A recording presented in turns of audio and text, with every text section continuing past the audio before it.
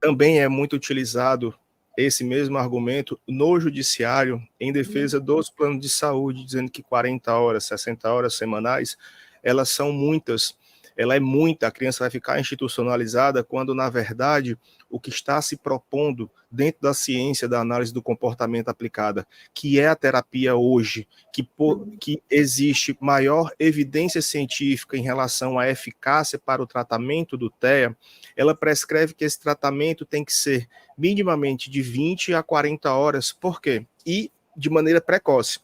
Maneira precoce, eu estou falando de intervenções em crianças de 1 ano e meio, 2 anos, certo? Para esses modelos de crianças com menos de 5 anos de idade, a gente tem o modelo interventivo do Denver, que ele também é intervenção comportamental.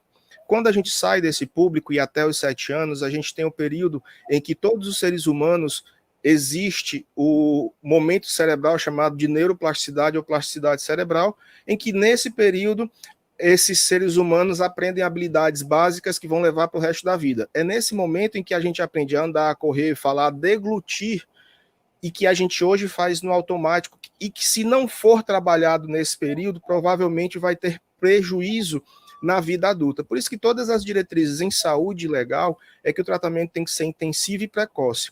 Ou seja, quando a gente fala em 40 horas semanais, a gente está falando em um espaço de 20 horas clínicas e 20 horas na escola, além das intervenções no ambiente domiciliar. Para chegar a essas 60 horas, por quê? Dentro do tratamento comportamental específico para o autismo, a gente precisa trabalhar a parte da generalização. Então, esse paciente precisa aprender que os ambientes sociais exigem determinados comportamentos e que, se isso não é trabalhado nesse período, dificilmente vai ser conseguido trabalhar de maneira a garantir a autonomia e independência, que é o que se espera com esse tratamento, para o futuro. Portanto, todas as diretrizes em saúde, aí acabou de ter uma meta-análise em nível 1A da Cochrane, em 2023, falando sobre essa questão da carga horária e nos períodos de intervenção. Porque quanto antes você intervém em maior quantidade, maior autonomia e menor tempo que vai ser necessário de intervenções para o restante da vida.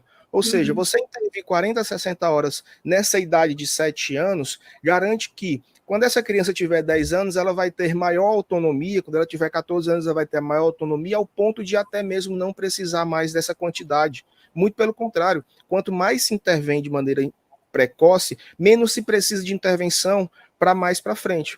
Então, a judicialização está justamente nessa questão de que não se dá o tratamento em 40 horas, que é geralmente a base, e essas bases, esses números e esse quantitativo, ele vem de instituições que aqui no Brasil a gente não tem regulamentado a profissão do analista do comportamento. Nos Estados Unidos, Canadá, Europa, eles possuem esse profissional institucionalizado, né?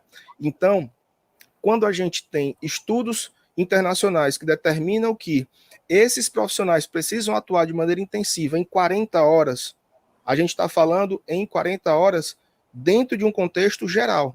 Não é que essa criança vai ficar 40 horas em clínica ou 40 horas com um profissional, não, é de intervenção. Ambiente escolar, 20 horas, ambiente clínico, 20 horas, e em caso o restante do tempo, para que ela possa criar esse processo de generalização e ter sim a sua autonomia e dependência garantida para o restante da vida. E aí eu vou para uma outra área específica, a área da fonoaudiologia.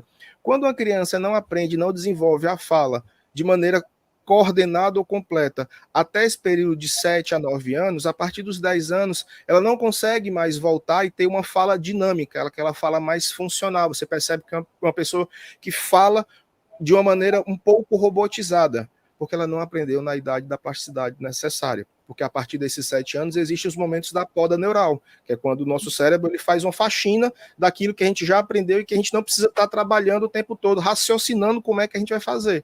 E sim, a gente faz de maneira automática. Então, isso é importante deixar claro, porque não é baseado no senso comum, é baseado em evidências científicas de instituições internacionais, enquanto aqui no Brasil a gente não tem uma regulamentação. Em 2021, a Sociedade Brasileira de Neurologia Infantil tentou criar esse padrão ouro para o Brasil, dizendo as que têm eficácia e as que ainda não têm eficácia, né? E isso foi um estudo que, infelizmente, excluiu algumas terapias desse rol que a gente entende como padrão ouro. E, infelizmente, naquele momento, a Sociedade Brasileira de Neurologia Infantil, por exemplo, entendeu que a ecoterapia não tinha evidência suficiente para trabalhar. Apesar de existirem essas evidências, a gente está falando em padrão ouro, né? Por exemplo, dentro da indústria farmacêutica, a gente tem medicamentos padrão ouro para determinado tipo de doença, né? Como a gente está trabalhando uma questão comportamental, esse padrão ouro vai depender muito do paciente. Então, ele tem uma determinada complexidade, ele tem uma determinada forma diferente de ser apresentado, justamente para garantir esse desenvolvimento global. Afinal, é um transtorno global do neurodesenvolvimento. Era isso que eu precisava intervir, só para a gente não criar um viés diferenciado específico no contexto do TEA.